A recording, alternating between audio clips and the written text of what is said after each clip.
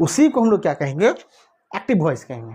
मतलब देखिए कि यहाँ राम इज बीटिंग, है ना, मतलब राम के द्वारा क्या करा जाता था, दूसरे को पीटा जा रहा था। तो ये क्या हो जाएगा दोस्तों, ये हो जाएगा एक्टिव वॉइस हो जाएगा। जैसे कि हम लोग पढ़ेंगे, है ना, एक्टिव वॉइस कौन हो जाएगा, जैसे Ram is beating, Ram is beating, हम लोग एक ही एग्जांपल से समझेंगे। तो यह क्या कर रहा है, राम दूसरे को क्या कर रहा है दोस्तों, पीट रहा है। तो क्या कर रहा है, a verb is said to be in the active voice when it is the forms the person shows that person or things denoted by the subject thus something. मतलब इसके बारे में, सब्जेक्ट के बारे में जो कुछ कहा जाएगा या बतलाया जाएगा, जो कार्य खुद करेगा, उसको क्या कहते हैं, है ना, उसको कहेंगे एक्टिव वॉइस कहेंगे। ठीक है, उसके बाद मतलब इस पर कोई घटित नहीं हो रहा है, मतलब ये काम कर रहा है, खुद काम कर रहा है ना, सब्जेक्ट ही काम कर रहा है, इस पर कोई घटित हो रहा है। अभी ये राम नहीं पिटा रहा है, ये दूसरे को पीट रहा है कि नहीं। उसके बाद हम लोग जब देखेंगे पेसिव वॉइस में, देखेंगे पेसिव वॉइस क्या होता है, a verb is said to be in the passive voice, मतलब हम लोग वर्ब का वैसा रूप को हम लोग पेसिव वॉइस कहेंगे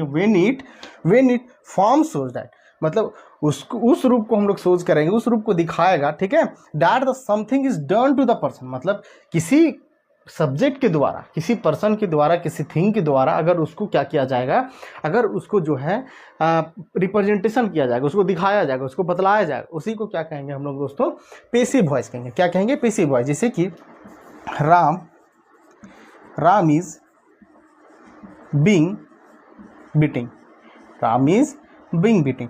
यहाँ पे क्या कर रहा था, यहाँ पे राम क्या कर रहा था, पिटा रहा था, मतलब पीट रहा था, सॉरी पीट रहा था। और यहाँ पे क्या कर रहा है, राम खुद क्या कर रहा है, पिटा रहा है ना, राम इज बीइंग बीटिंग। ठीक है, मतलब राम क्या कर रहा है, बीइंग जो बीटिंग है वो खुद पीट रहा है ना, बीइंग बीटिंग, मतलब राम खुद पिटा रहा है ना।